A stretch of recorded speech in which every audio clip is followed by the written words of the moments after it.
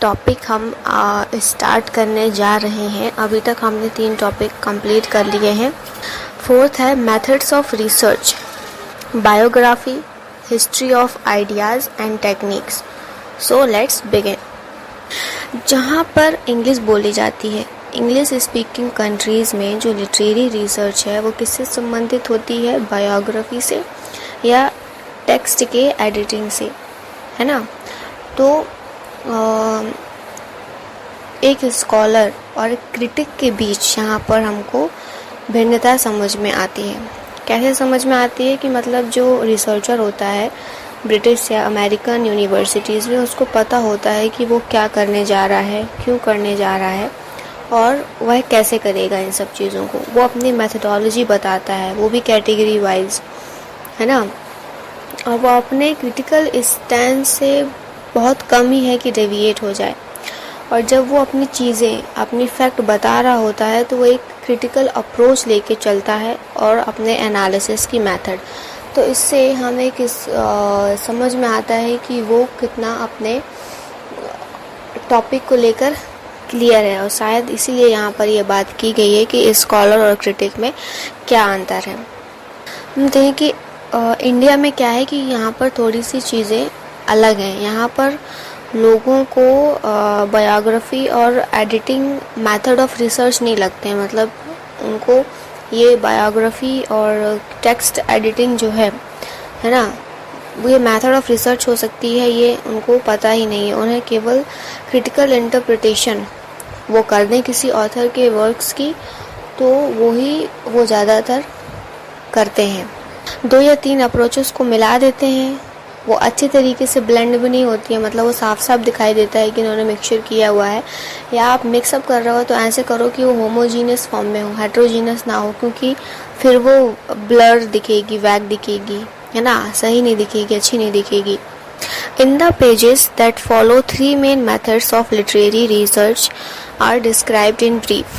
These methods are biography, bibliographical and textual criticism और literary criticism. तो पहला देखते हैं बायोग्राफी। बायोग्राफी क्या है? बायोग्राफी एक डिस्क्रिप्शन है ना, किसी की ज़िंदगी का, उसके समय का, जो एक बुक या ऐसे के फॉर्म में पब्लिश होती है या किसी फिल्म के फॉर्म में पब्लिश होती है। ऑटोबायोग्राफी क्या है? ऑटोबायोग्राफी भी एक बायोग्राफी है, लेकिन ऑटो का मतलब होता है सेल्फ। तो सेल्फ बायोग्राफी, ये व्यक्ति जो है वो खुद ही लिखता है या खुद ही बताता है। और ये बायोग्राफी जो है, इसमें पर्सनल चीज़ें होती हैं। वो अपनी एजुकेशन, वर्क, रिलेशनशिप्स और डेथ, मतलब कि जितना छोटी सी छोटी चीज़ हो वो बताने की कोशिश की जाती है। एक्सपीरियंस भी बताए जाते हैं, कुछ उसके इंटीमेट डिटेल्स भी बताए जाते हैं, उसने क्या क्या एक्सपीरियंस किया।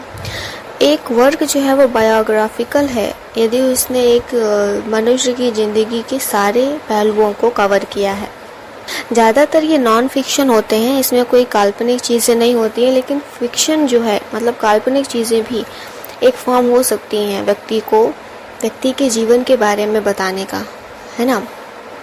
अगर हम उसे काल्पनिक कर देंगे तो वो सेमी हो जाएगी, वो आधी सच होगी, लेकिन कुछ हिस्सा जो उसकी ज़िंदगी का है वो तो सत्य है ना, तो वो फिक्शनल तरीके से भी हो सकती है। और जो बायोग्राफी थोड़ी डेप्थ में हो जाती है, जो डेप्थ वाली बायोग्राफी होती है, उन्हें लेजेसी राइटिंग कहते हैं। आइए रिचुअर्स जो हैं, जब उन्होंने रिस्पॉन्स पढ़े, तो 10 पोएम उन्होंने दी थी, तो उन्होंने ये पाया, उन्होंने अंडर ग्रेजुएट स्टूडेंट्स को दिया था ये, है ना। तो उन्होंने पाया कि जो पोएम है वो अपने ऑब्जेक्टिव फॉर्म में पढ़ी जानी चाहिए। पोएट कौन है, उसका बैकग्राउंड क्या है, हमको इससे नहीं मतलब, हम सिर्फ पोएम को देखें कि ऑथर इसमें क्या कहना चाह रहा है। लेकिन वहीं दूसरी ओर जो विमसेट एंड बियर्सले हैं, उन्होंने अपने फेमस आर्टिकल इंटेंशनल फैलेसी और अफेक्टिव फैलेसी में कहा कि रिचुअल तो सब्जेक्टिव ही है ना, वो भले ऑथर का नाम नहीं जानना चाह रहा हो, लेकिन ऑथर की इंटेंशंस तो जानना ही चाह रहा है ना, तो सब्जेक्टिव तो है ही, ऑब्जेक्टिव कैसे हो गया। Wimsatt and Beardsley in their famous articles Intentional Fallacy and affective fallacy, considered Richard subjective in approach because he took notice of the author's intention. वो अपने क्रिटिसिज्म में राइट भी हैं क्योंकि कोई भी वर्क, कोई भी आर्ट उसके क्रिएटर से सेपरेट होकर कैसे समझी जा सकती है। उसकी पर्सनालिटी जो है वो उसके वर्क में तो दिखेगी ही।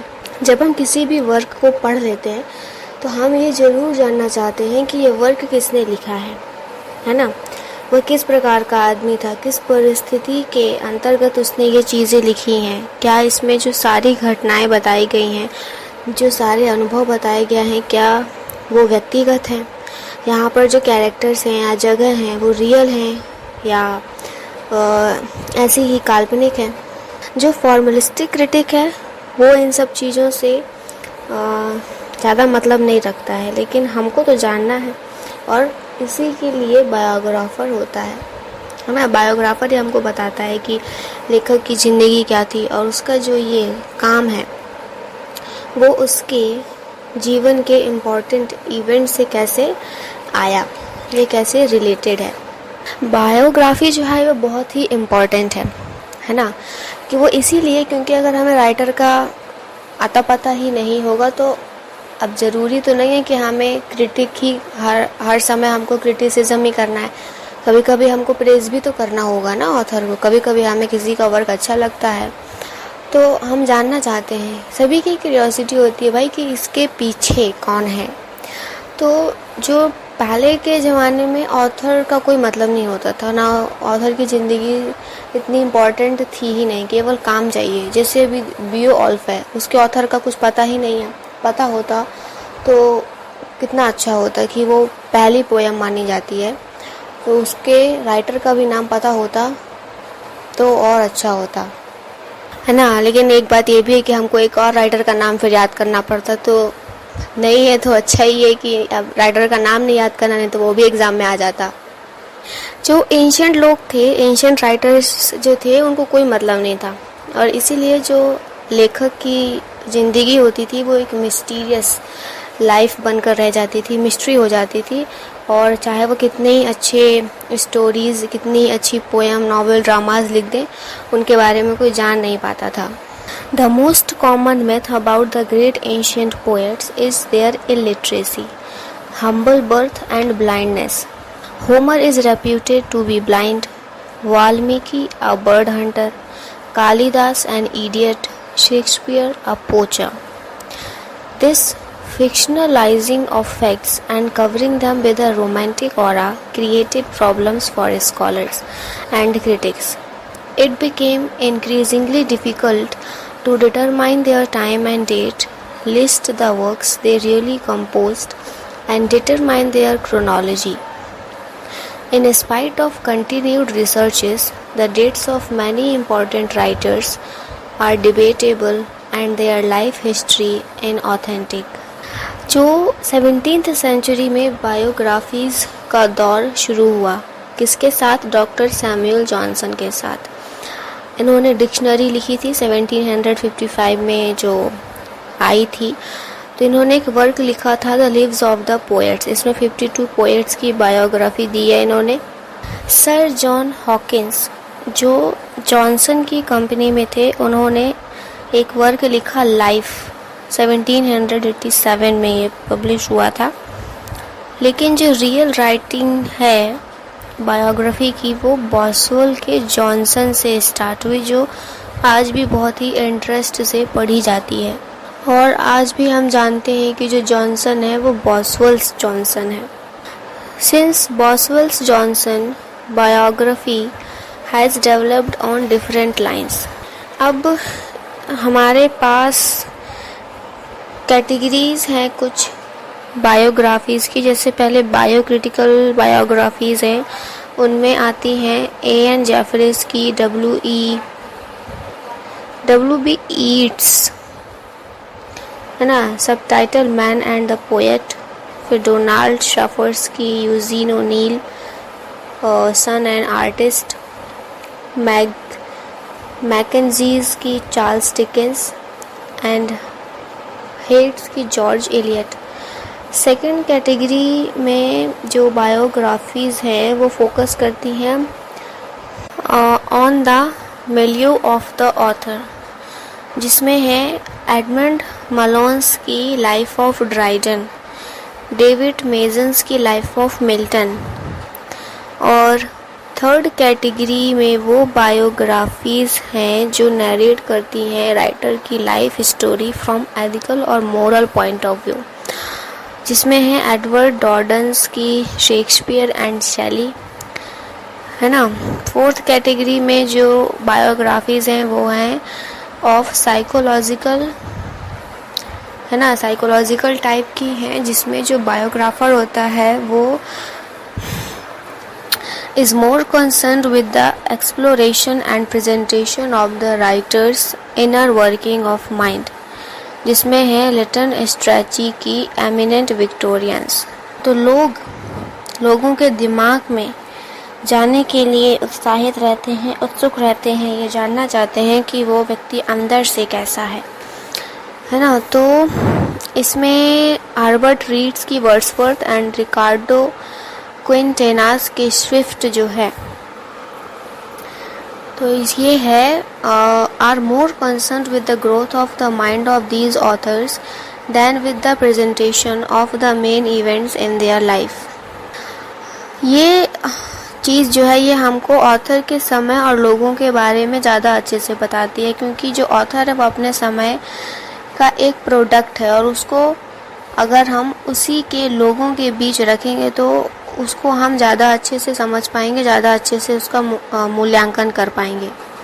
रिबनर्स की जो बायोग्राफी है जो उसने शेक्सपियर के ऊपर लिखी है, उसका टाइटल है William Shakespeare and introduction to his life times and theatre. तो उसमें उसने क्या बताया है इंग्लिश लिटरेचर के बारे में, life in England in the Elizabethan period, the drama before Shakespeare, Elizabethan theatres, a list of publication of Shakespeare's plays, Shakespeare's criticism and the staging of Shakespeare's plays up to the present time।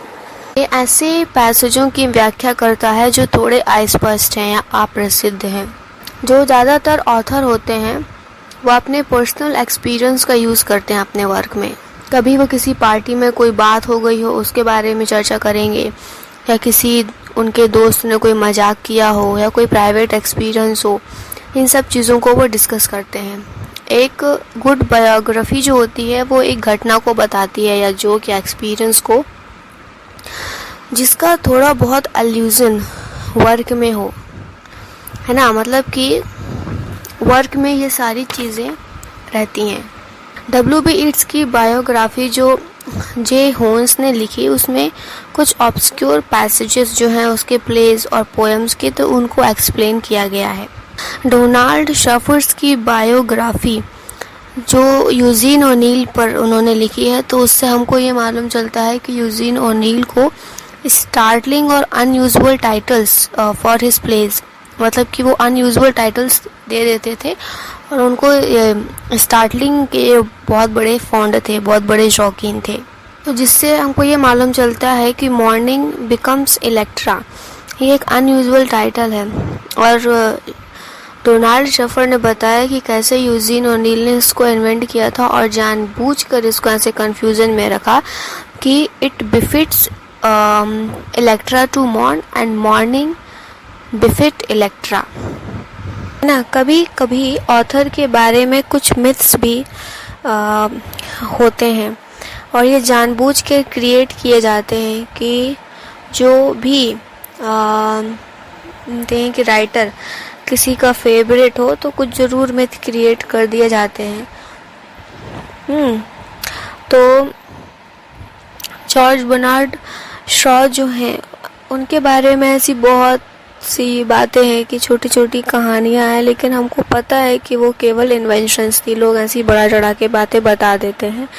उसी प्रकार से जो ई Cummings थे उन्होंने बहुत सारे bold experiments किए अपने पोएटिक फॉर्म्स और लैंग्वेज में, और उनको बहुत मॉडर्न माना गया कि अपने ज़िंदगी में वो बहुत मॉडर्न रहे होंगे, लेकिन ऐसा था ही नहीं, वो तो बहुत ट्रेडिशनल थे। उन्होंने तो कभी भी इलेक्ट्रिक लैंप भी अपने घर में नहीं अलाउ किया, मतलब नहीं रखा। जो अब बायोग्राफी है, now that the art of biography has become more systematic and objective, an important research activity, the goals of a literary biographer can be enumerated as follows. First is disinterested study of the author's life and ideas. Second, situational correlation between the literary work and life. Third, distinction between fact and fiction. Fourth, avoidance of unnecessary details to make the biography interesting and project the author's personality. And fifth, the last point is maintenance of an independent point of view to analyze both the positive and negative aspects of the author. These goals determine the task of the biographer.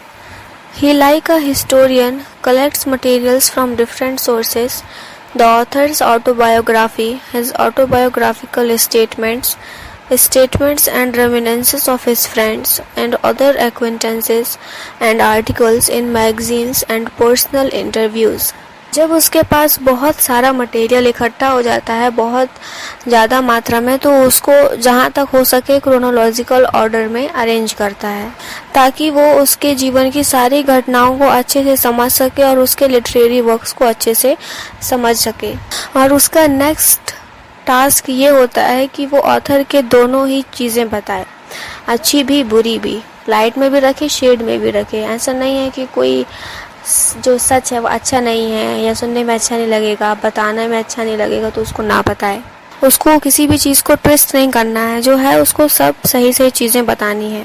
और सबसे last काम उसका ये होता है कि उसकी presentation अच्छी होनी चाहिए, है ना, तभी जो उसकी बायोग्राफी है वो क्लियर और इंटरेस्टिंग होगी।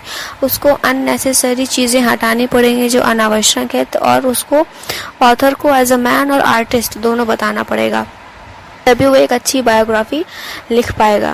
Sources and methods of biography. तो जैसे कि हमने पहले कहा था कि जो बायोग्राफी जो लिखने का काम है मॉडर्न टाइम्स में एक रिसर्च एक्टिविटी है और एक बायोग्राफर की रिस्पॉन्सिबिलिटी है, जैसे कि साइंटिस्ट की होती है कि वो सारे डाटा को कलेक्ट करे, फिर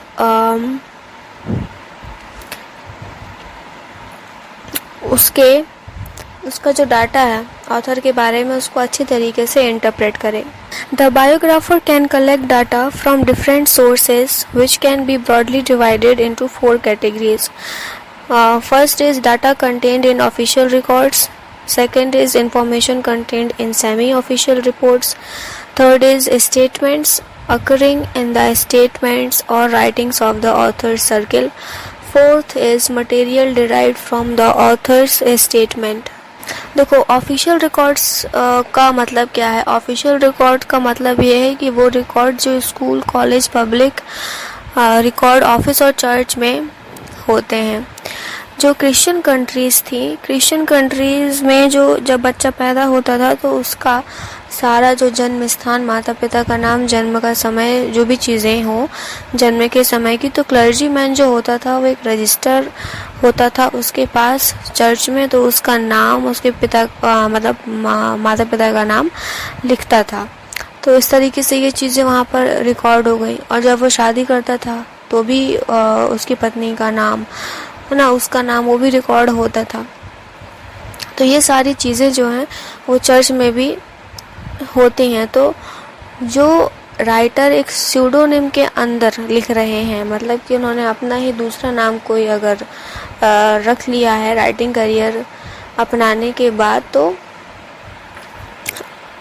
किसी भी बायोग्राफर को जानना है उसके असली ज़िंदगी के बारे में, तो रिकॉर्ड ऑफ चर्च जो है वो बहुत ही महत्वपूर्ण है।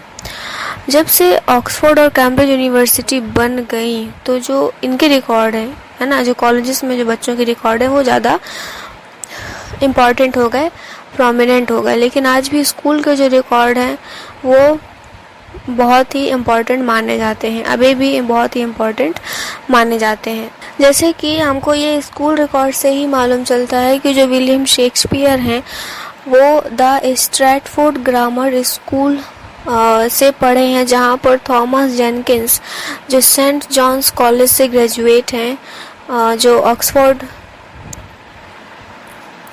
यूनिवर्सिटी का ही कॉलेज होगा, और एमए भी ऑक्सफोर्ड यूनिवर्सिटी से किया है, वो उसके टीचर थे। We also know authentically that he served as a teacher for some time before leaving Stratford for London. For dramatists like John Lilly, George Pillay, Robert Greene, Thomas Lawes and Christopher Marlowe, and poets like John Donne, George Herbert and John Milton, the school and college record are of immense help. Public record offices tell us about the genealogy, inherited property, and legacy of the authors. The knowledge of their family line and landed property gives us an idea or confirmation of their upbringing. अब next है semi official record. Semi official जो report होती हैं उनमें क्या होता है, family genealogy, family diary, family accounts, ठीक है, फैमिली अकाउंट्स बुक। भारत में जो लोग हैं वो रिकॉर्ड्स नहीं रखते, इसीलिए क्योंकि वो उनमें कीड़े लग जाते हैं, है ना, दीमक लग जाएगा या चूहे कुतर देंगे, तो इस वजह से वो रिटर्न रिकॉर्ड्स नहीं रखते ज़्यादा। दे मेंटेन द ओरल ट्रेडिशन, वो ओरल ट्रेडिशन को मेंटेन करके रखते हैं। England being a cold country, people maintain written records which are seldom destroyed by insects. जो मिडिल क्लास के लोग होते हैं और अपर क्लास के लोग होते हैं वो इस पर ज़्यादा ध्यान देते हैं। वो अपना जो परिवार है उसका जो फैमिली लाइन है उनको बड़ा अच्छा लगता है बता के कि देखो हमारे पास पूरी एक सीरीज़ रखी हुई है, मतलब कि पूरा परिवार का एक पेड़ जो है हमको पता है कि कितने पुराने लोग थे और क्या क्या नाम थे, कौन कैसे रहता था, किसका क्या नाम था, तो मतलब पूरी फैमिली लाइन है। एक लेखक कैसे रहता था ये उसकी डायरी बता सकती है या उसके परिवार के लोग बता सकते हैं। हैंसलो की जो डायरी है वो अच्छी सोर्स है बायोग्राफिकल इंफॉर्मेशन की। और थर्ड है statements and writings of the author's circle. इस प्रकार का सोर्स दो कारणों से महत्वपूर्ण हो जाता है। पहला कि जो ऑथर के क्लास फेलोज होंगे, क्लासमेट्स होंगे, दोस्त होंगे, टीचर्स होंगे, वो हमको वो सारी चीज़ें बता देंगे जो लेखक अपने बारे में खुद भी नहीं जानता होगा, क्योंकि उन लोगों ने नोटिस किया है तो उनको ज़्यादा अच्छे से समझ में आया होगा, या जो ऑब्ज़र्व करते हैं चीज़ें जो हम कभी नहीं समझ पाते वो दूसरों को समझ में आ जाती हैं, तो वो सारी चीज़ें भी बता पाएंगी।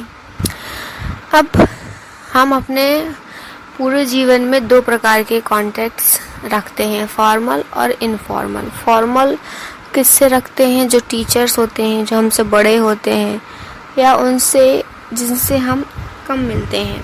So these people form an opinion about him which may be superficial or sound. However, the teachers who know him personally and have helped on some occasions can better tell about him. बिल्कुल सही बात है। The school and college friends with whom he or she has been of intimate terms give us a more detailed knowledge about him or her. Author अपने work में थोड़ा development कर लेता है, थोड़ा विकास कर लेता है, थोड़ा ज़्यादा अच्छे से लिखने लगता है ना, उसके वर्क्स फेमस होने लगते हैं, लोग उसके वर्क्स को पढ़ते हैं, तो वो फिर एक हिस्सा बन जाता है किसी एक ग्रुप का जहाँ पर ऐसे ही लोग रहते हैं, है ना, मतलब कि he becomes a member of a literary circle and develops intimacy with men of letters. वो उन्हीं लोगों के साथ रहेगा जो उसी के ग्रुप के हैं, जो उसी जैसा सोचते हैं। और इनका जो कथन होता है, हर एक कथन उसकी बहुत वैल्यू होती है। और उनके निजी जीवन का पता हमें उनकी डायरीज़ या उनके ऑटोबायोग्राफीज़ या आर्टिकल्स या बहुत सारे अलग अलग मैगजीन्स और जर्नल्स में देखने को मिल जाता है कि उनका किसके साथ अच्छा संबंध था और किसके साथ नहीं था। फोर्थ है द ऑथर्स स्टेटमेंट। तो अगर ऑथर ने कुछ अपने बारे में लिखा है, कुछ स्टेटमेंट दिया है, तो वो हमें उसकी ऑटोबायोग्राफी या लार्जली उसके मेमोयर्स, जर्नल्स या लेटर्स में मिल जाएगी। जो प्राचीन लेखक थे, एंशिएंट राइटर्स थे, वो ऑटोबायोग्राफी वगैरह नहीं लिखते थे और ना ही जर्नल्स लिखते थे, तो हमको उनके बारे में बहुत ही कम जानकारी प्राप्त हो पाती थी। उनके वर्क्स में ही उन्होंने अगर कहीं कुछ मेंशन किया हो तो मालूम चल जाता था। लेकिन आज के जो मॉडर्न राइटर हैं, प्रिंटिंग प्रेस आ जाने से बहुत मदद हो गई है, जिससे कि वो अपने बारे में बहुत कुछ लिखते हैं। तो जो मॉडर्न राइटर्स हैं, तो उनका जो बायोग्राफर होता है उसको इतनी मेहनत नहीं करनी पड़ती है। और जो पहले के लेखक हैं, तो ऐसा माना जाता है कि जो बायोग्राफर है, अगर वो किसी के ऊपर बायोग्राफी लिखना चाहता है, किसी बड़े राइटर के ऊपर, तो उसको बहुत मेहनत करनी पड़ती थी। और जो एंशिएंट राइटर्स थे वो उससे डिमांड करते थे ग्रेट लेबर और टेनासिटी की, मतलब कि वो काफ़ी मुश्किलों का सामना करना पड़ता था बायोग्राफर को। लेकिन मॉडर्न राइटर्स के साथ बायोग्राफर को इतनी मेहनत नहीं करनी पड़ती। अगर किसी रिसर्च स्टूडेंट को वो ये चूज़ करता है कि उसको बायोग्राफी लिखनी है किसी राइटर की, तो उनको इन स्टेप्स का ध्यान रखना चाहिए, इन स्टेप्स के अकॉर्डिंग उसको चलना चाहिए। पहला है कि जितने भी लिटरेरी टेक्स्ट अवेलेबल हैं, जितना भी रेलिवेंट क्रिटिसिज्म है ऑथर के बारे में, उसकी अगर ऑटोबायोग्राफी अगर उसने लिखी है तो उसको पढ़ ले, है ना। फिर मटेरियल जो भी पब्लिश हुआ है या पब्लिश नहीं भी हुआ है, जो letter, journals, memoirs, official records या सेमी ऑफिशियल रिपोर्ट्स के रूप में है, तो उसको कलेक्ट करें। फिर तीसरा है कि जो उसने मटेरियल कलेक्ट किया है उसको पढ़े और क्रिटिसाइज, मतलब क्रिटिकल एनालिसिस करे। ये स्टेज बहुत ही इम्पॉर्टेंट है और उसको इस स्टेज में इन सारी चीज़ों का ध्यान रखना चाहिए कि जो ऑथर की मेमोरी है उस पर वो हमेशा विश्वास ना करे, क्योंकि वो रिलायबल नहीं है। और